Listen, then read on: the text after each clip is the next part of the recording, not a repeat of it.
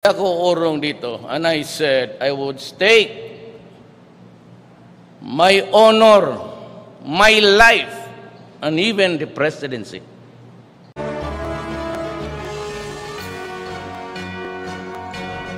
Good noon, MPC. Let's now have Chief Presidential Legal Counsel and Presidential Spokesperson Salvador Panelo. Good morning, MPC members. Secretary Martin Andanar will be joining us shortly. MPC, you have any questions? No, not yet. Let me make some opening statements. The Office of the President himself, has received intelligence informations that has been validated and appears to show that there is a deliberate attempt to discredit this administration, as well as to boost the candidacies of the opposition senatorial candidates. And it appears that there are certain groups who are working together to achieve this goal. This group appears to be the Liberal Party. Some personalities identified as advocates or very active in social media, dishing out anti-Duterte statements and sentiments, and validated to be allied with the Liberal Party. Also working together with groups indicated in the matrix presented to you the other week.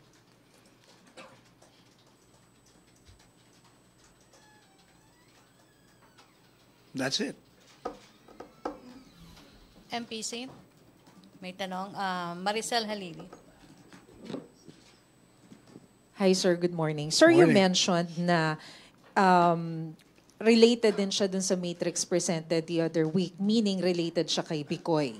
Yes. But kanina, sir, sa press conference ni Senator Tito Soto, sinasabi niya na itong certain Bikoy na to is the same person na nag-accuse kay former President Noynoy Aquino to be involved in drugs. So paano natin tatahiin yon if he was also accusing Noynoy Aquino?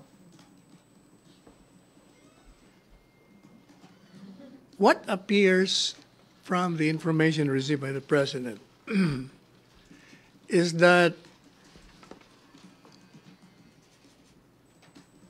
the one he presented previously against Pinoy and other personalities would be coming from the same group antagonistic with the same members of the group. Meaning to say, it's coming from the same sector. You know, in a group, it doesn't mean that all of you are in consonance with each other. There will be some rebels there, and they're doing their thing. What is important is, it appears that I will show you some diagrams handed to me by the Office of the President. Can you?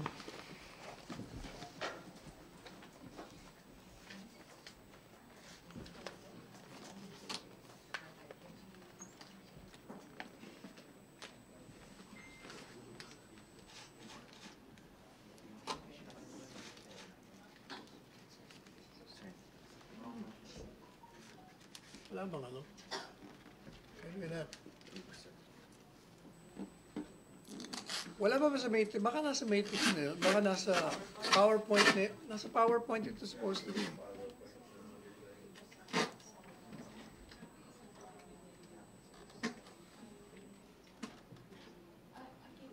Patulong na lang. Sir, ready na daw po yung Ha? Ready na daw po yung PowerPoint. Kaya nga, hindi, pero ito muna. Ano yung ito para may, gano'n? Para may...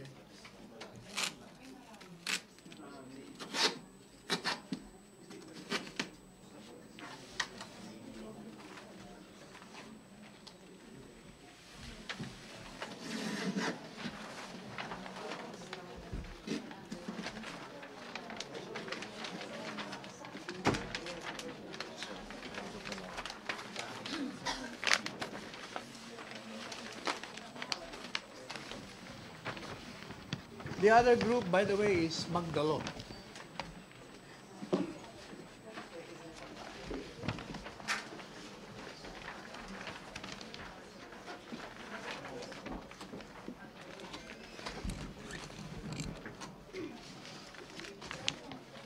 Saan si Martin? Sir, clarification. Halika na. Secretary Martin. Sec Martin, please come over. No, halika na.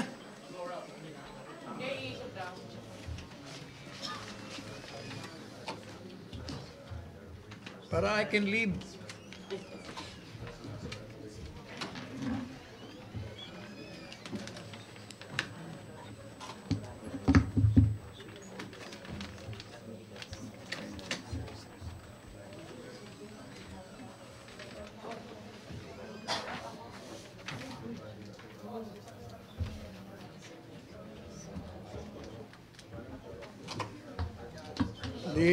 The John Lloyd of Malacañang is here.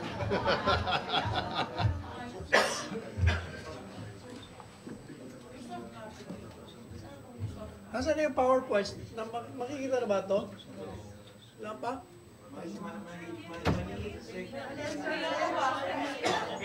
Kunan nyo.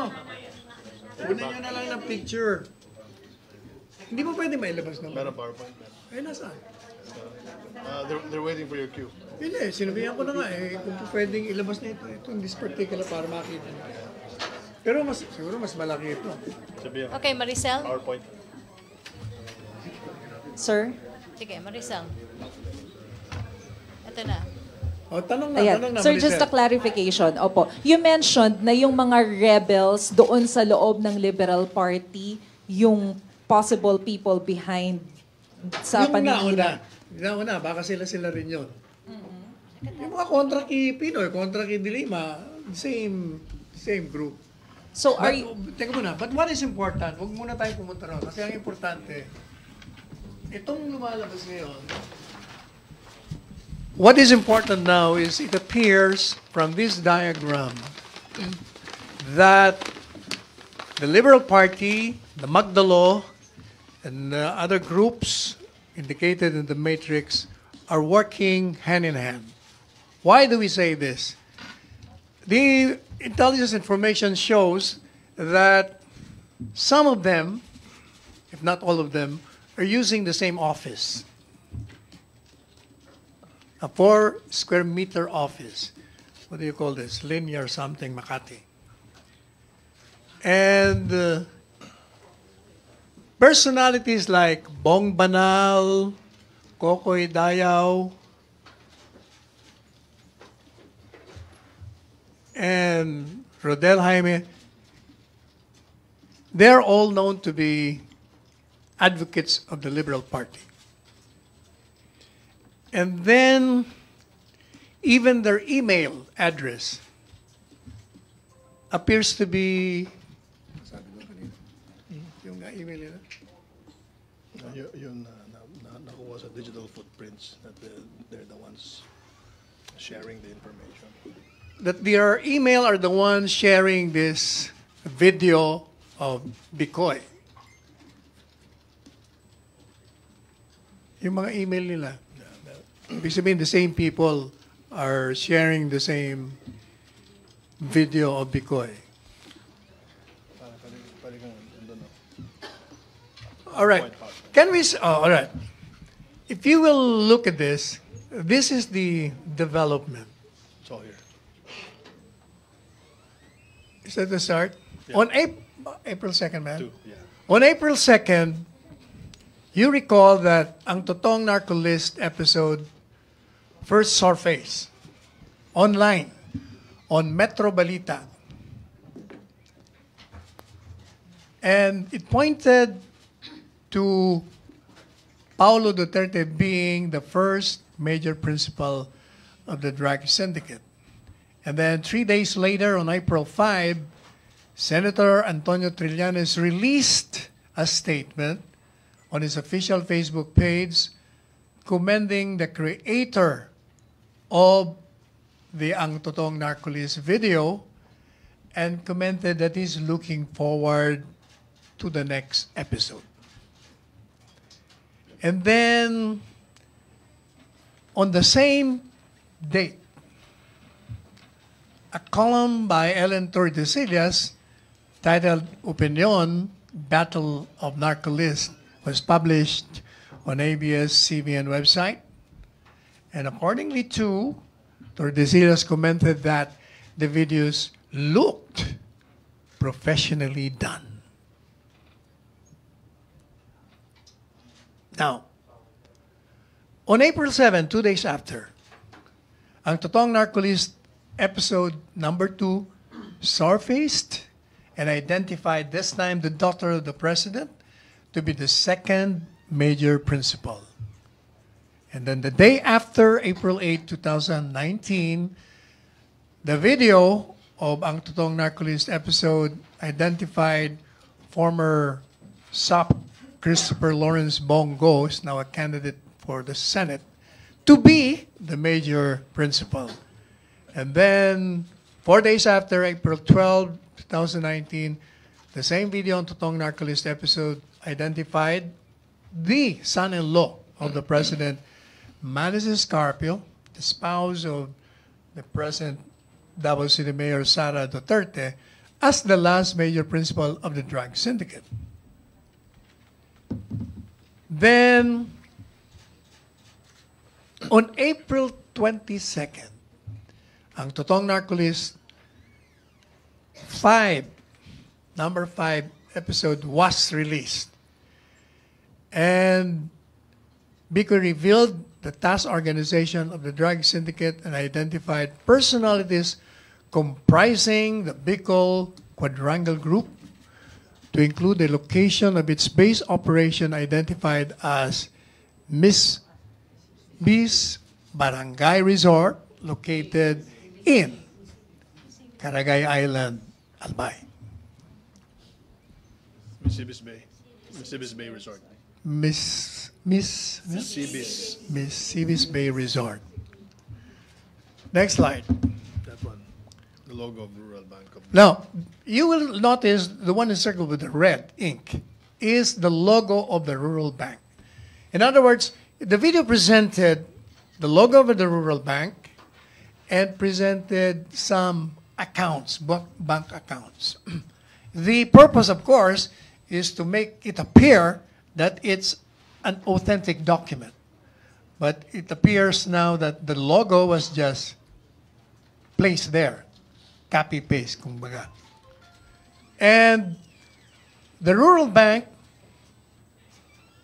has already issued a statement disclaiming, and it has made a statement that no such account appears in the record.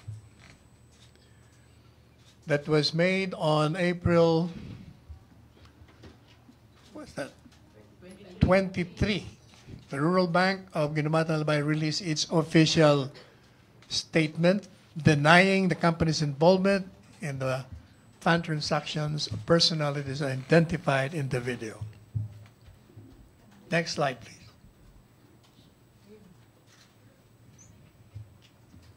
And also the Albay Luxury Resort Hotel Management denies link. It was also shown in the video that it's supposed to be the place being used as the headquarters of the Quadrangle Group.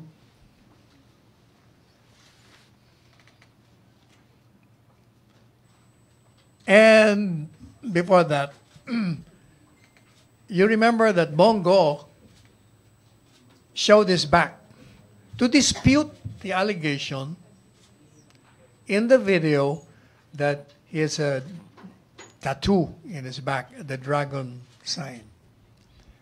In fact, he did it twice, disputing again the allegation made in the video. Now, there has been an analysis made, and it appears now that there is multi-nodal relationships of these different vectors from Ellen Tordesillas, particularly on her online activities. The activities revealed a very active collaboration between the group of Edwin Lacerda, who is identified with the Liberal Party, Kokoy Dayao, Joma Sison, Antonio Trillanes, Rodel Jaime, Bong Banal, Aman Ponteos, and other Liberal Party groups and supporters.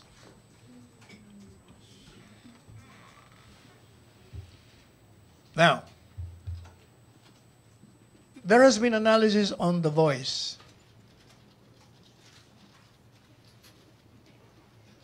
You recall that in the Ang Totoong Narcolis, there was a narrator. May narrator doon before the voice of that Bikoy. And initial voice recognition through oral spectral process was conducted based on the known and unknown voices of the different targets to harmonize the fundamental auditory frequencies of the following suspected personalities, namely Bong Banal and Rodel Jaime.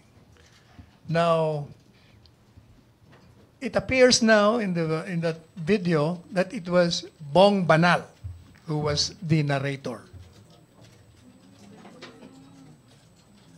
And Bong Banal is supposed to be kind of expert in basta tungkol sa mga IT. sa mga IT, and a known advocate of the Liberal Party.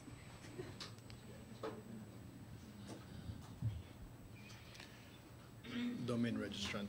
Now, the domain registrant of www.metrobalita.net identified as the first website to initially circulate the YouTube video entitled Ang Totoong Narcolis on two separate articles dated April 2nd, 2009, directly affiliated with the Liberal Party, as he was identified as the administrator of significant LP-leaning Facebook pages, significantly the Aquino Legacy. Also, he administered the outline propaganda meetings of the LP during the 2016 presidential elections. You will see in that video that Si Banal yan, yung kanina no, si the other one. Can you put back the other? Balik mo nga dun sa ano? Balik mo nga dun sa. You will notice that this person who's facing charges now. What's his name na nga? Jaime. Rodel Jaime is seen with a photograph with the VP Lenny together with their standard shirts. And then next slide shows the face of Bong Banal, the narrator of the video. He is an administrator, member of significant anti-Duterte and LP-leaning Facebook groups, pages, actively circulating propaganda within different social media platforms alongside this Jaime Rodel. Artist, and also is a photojournalist identified providing visual representations and images for different black propagandas used by Rappler. He actively initiated protests regarding the ousting of former Chief Justice Maria Lourdes Sereno. Next slide, please. Now, there was a an analysis of the voices. And as I said earlier, it appears that the narrator in the Bikoy video is Bong Banal. Their voices are the same.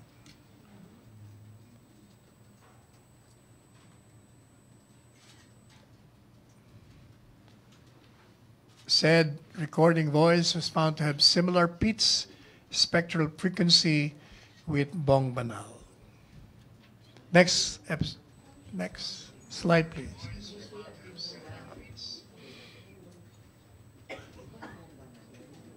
Next. Kilala ba si Bong Banal? Kilala ba? Now we have the photo of Punteos, who is a former Navy officer and a member of the Magdalo group.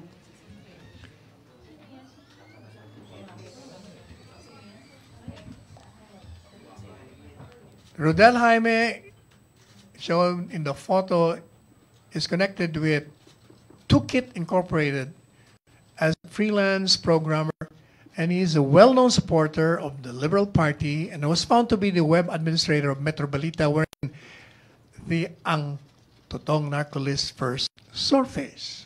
Metro Balita is known to be promoting Ocho Derecho candidates on its Facebook page.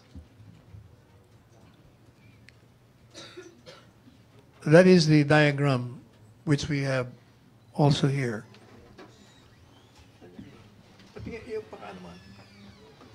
Marami kasi ito eh. Ito yung sa'yo. Same yan. Iba pa yan. We have also yan.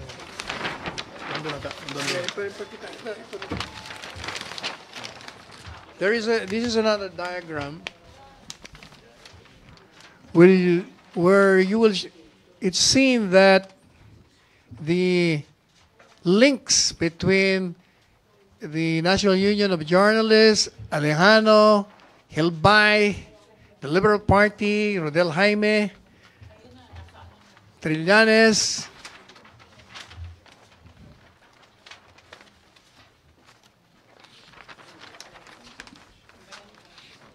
the Rappler, the Vera Files, Ellen Tordesillas.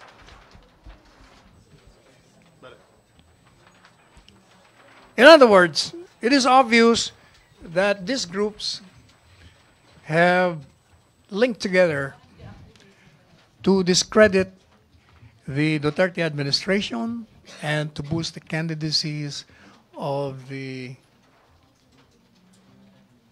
Ocho Derecho senatorial candidates. Next slide.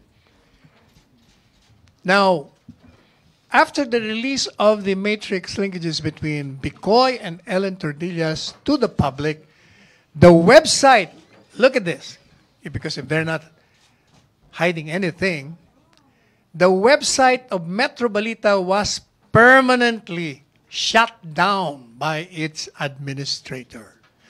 Likewise, most recent posts of Metro Balita Facebook page pertaining to Bikoy videos were immediately deleted by the administrator.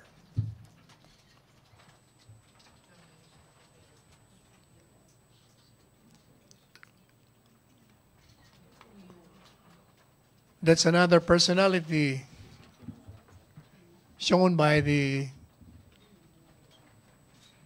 diagram, identified by Rodel Jaime as the client who requested him to create the Metro Balita website. And who is this woman?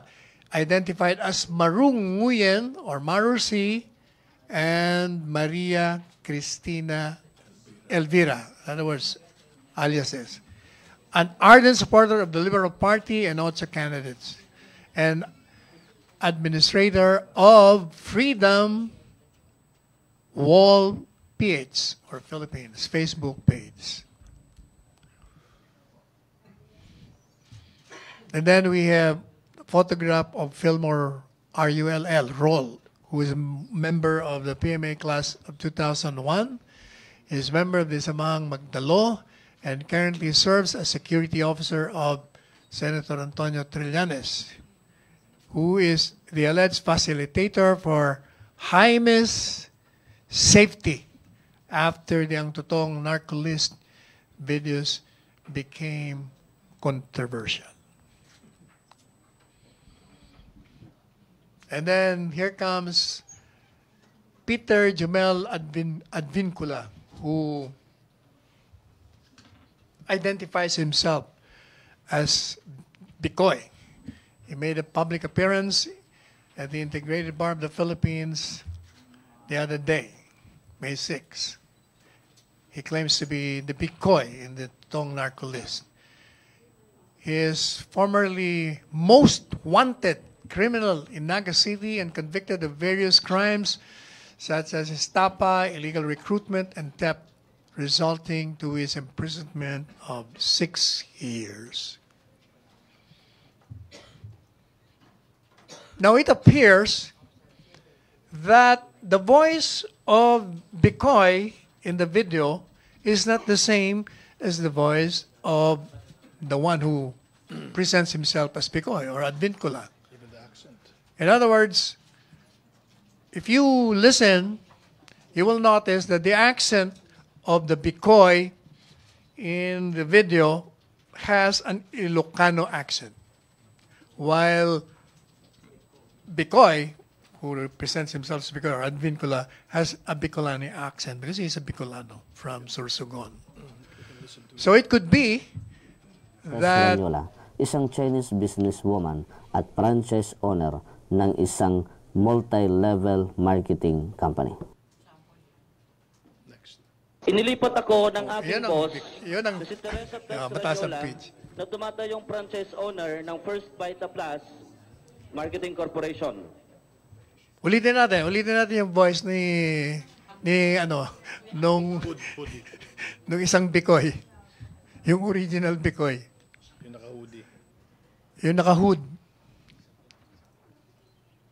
Si Teresa Ranyola, isang Chinese businesswoman at franchise owner ng isang multi-level marketing company. Owner. Inilipat ako ng aking boss na si Teresa Ranyola na tumatayong franchise owner ng First Vita Plus Marketing Corporation. Diba? Owner.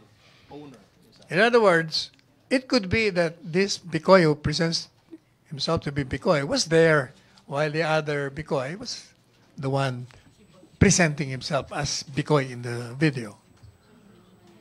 Now we have another personality, Jerry May Maghinay, who is the registered owner of Now You Know website. She's responsible for the uploading of videos of Eduardo Asierto on 25 March, 7 April, and May 5, 2019.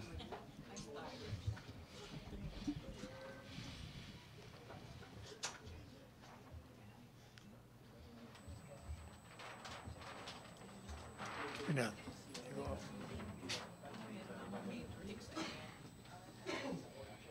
Para mas malapit. Mas malapit. Ito ka. Ito.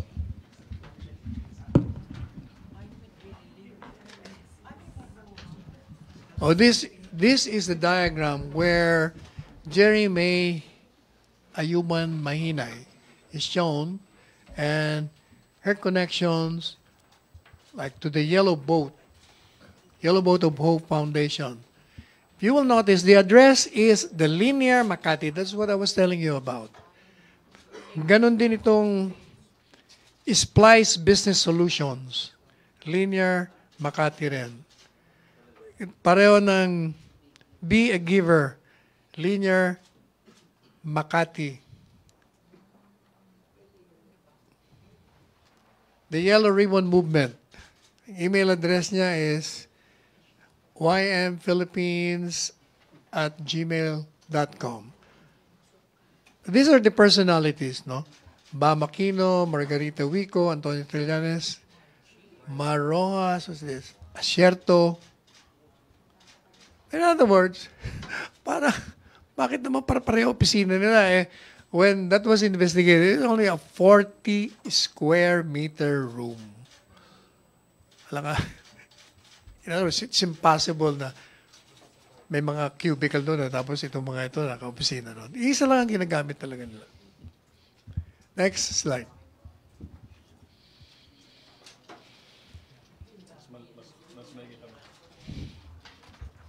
O, ito na yung mga connection nila. Dapat meron kayong picture nito. Soft copy. O, sige, bigyan na lang kayo mamaya. So anyway, shortcut na natin. Yun ang pinaka-punto. So, any question? Rose Binario. Hi, sir. So, ang ibig nyo sabihin, itong si Advin Kula, posibleng pakawala para guluhin yung ginagawang investigasyon ng NBI at ng PNP na tumutumbok dun sa sinasabi nyo mga personalities. Parang panggulo siya.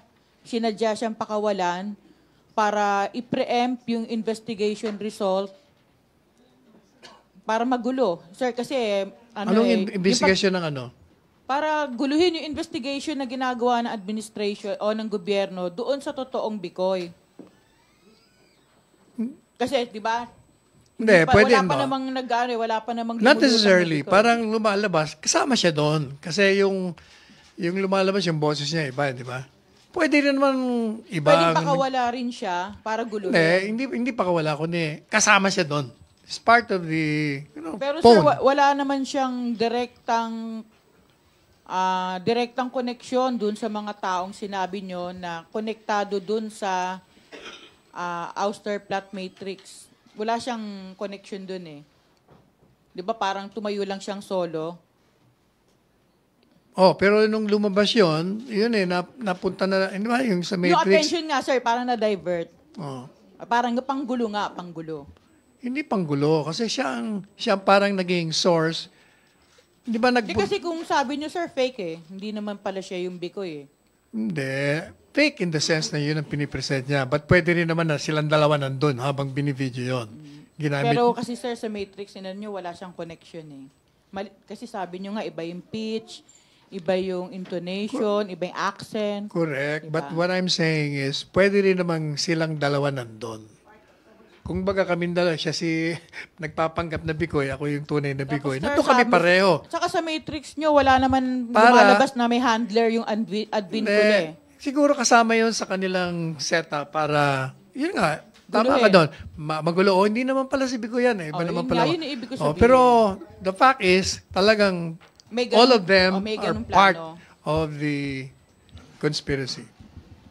Okay, thank you, Rose. Raymond, then Vic Sumintak, and Henry. Please limit your follow-up questions sa may flight si Secretary. Good afternoon, gentlemen. Just to establish facts. So, this conspiracy ultimately is to oust the president or just a mere black propaganda to discredit the Duterte That's one. administration? The other one is to boost the candidacy of the Ocho Derecho. And last point, sir, in your information or the information from the Office of the President, was there any established info of whether a military component or police component is already being active or associated to that conspiracy? Walang binigay sa akin point na yan. But considering na merong magdalo na involved, hindi katakataka kung may magkaroon sila. Okay, thank you, sir. Okay, Vic Sumintak. Sir, just a follow-up. Kasi ang sabi niyo magkaiba yung boses nung si Advin Kula at saka si Bong Banal. Posibleng nandun sila. Now, the question is, who is the real Bikoy? Palagay ko, magiging irrelevant na yun. The point of the matter is, merong video na sinisiraan si Presidente at dalawa sila. Yung isa, siya ang sabing siya si Bikoy. Yung isa naman is presenting himself to be. So most likely, dalawa sila magkasama sila doon. What is important is, ano ba yung video? Yun ay paninira ng kay Presidente. Sino ba nag-circulate noon? Makikita natin sa diagram, mukhang sila lahat na nangalanan sa Matrix ang kasama. Kasama na yung mga Partido Liberal at mga Dilaw at yung mga advocates nila. Sir, follow-up. sabi nyo, grand conspiracy to discredit the Duterte administration o para ibagsak. And, Identified teka muna, na yung huwag mo mga tao. kakalimutan, and to boost the candidacies of the senatorial candidates of the opposition. Okay, my point, sir, is identified yung mga personalities. Anong legal action ngayon na gagawin ng Malacañang? Tingnan natin, di ba sabi natin, kung yung ginagawa nila ay propaganda, black propaganda, ibig sabihin libelous. So, the moment the PNP and other law enforcement agencies have sufficient evidence to strong enough, ipapile na yung kaso laban sa kanilang lahat. Okay, Henry, then Jeneline and Alvin. Secretary, you mentioned Liberal Party. Sino sa Liberal Party ang utak ng lahat ng ito? Ay, hindi natin alam kung sino ang utak. Basta yung mga nandyan identified with the Liberal Party. Yung mga personalities. Wala hong isang tao na nagkukumando? Hindi natin alam yon. Huwag nyo na akong pilitin dahil I'm basing my responses to the diagram being presented to you. That will determine, that will, I think, need another investigation. Lalabas eventually yan. Pag nagkaroon ng ano na dyan, baka magturuan na sila. Alright. Ano po ang pahayag o reaksyon ng presidente nung makita o mabasa niya yan o Ito na nga yan? yung reaction niya. Gusto niyang isa publiko yung tinanggap niyang impormasyon. Alright. Galit siya. Hindi ko alam kung galit siya o natutuwa siya. What is important is I've been instructed to present this and it's coming from him. All right, thank you. Okay, a friendly reminder, limit your follow-up. May flight si Secretary Jeneline, then Alvin, Kaming dalawa and ni Ace. Martin Andanar ang in-instruct ni Presidente na i-present sa inyo. Good afternoon, sir. Sir, may we know where did the President get the information, the intelligence information? Alam mo naman, Presidente yun. So many sources. You'll have to ask him himself. Local ba, sir? Local. No, that's why you'll have to ask him himself. Kasi sabi niya, pag may tanong sila, tanongin ako. Sir, was the information verified, validated by the palace? Knowing him as one who is a thinking president, he would have validated every information he has received. Sir, is it the same foreign source he got the earlier matrix? Hindi ko alam. Wala siyang sinabi sa akin. Basta, it was shared to him, he validated it, and he wants the public to know about it. Okay, Alvin, then Joyce. Secretary Panelo, Secretary Martin Andanar, good afternoon. So, sir, after this revelation, what would be Malacañang's move? And as a lawyer, sir, what cases could possibly be charged against those who are involved in the We will conspiracy? let the Department of Justice, since that is his turf, Secretary Maynard, to do the job. So what's the next step on the part of Di pag-aaralan nila Secretary Maynard kung anong magandang demanda against them. Pero sa palasyo, sir, anong Ayun next yun. move natin? Ayan, Secretary. Sino ba Secretary Guevara? Di part of the palace. Yun na yun. Thank you, sir. Okay, Joyce and then Ace.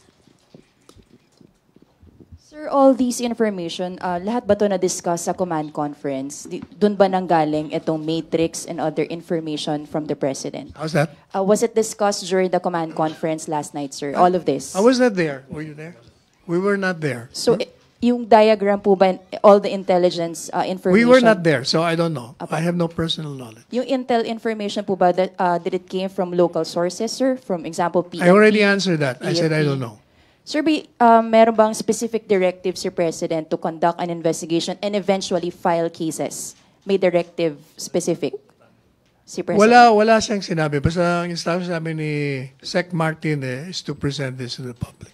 And then bahala na po ang DOJ. Maybe you should wait for his speech this afternoon or tonight because he will be touching on this, the same subject matter. Sir, nabanggit nyo, another investigation will be put up again.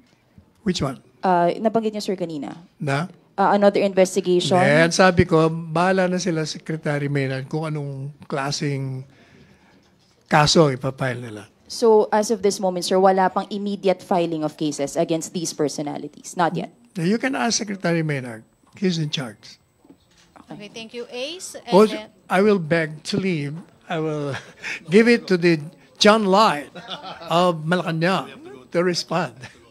Oh, hindi, pero... Sir, akit muna. Last two questions. sir, have you identified the personalities who financed these operations? Ay, hindi natin alam kung sino nagpipinansa ngayon. Sir, at this point in time, can we say that any alleged move to destabilize this administration has been stopped or quelled?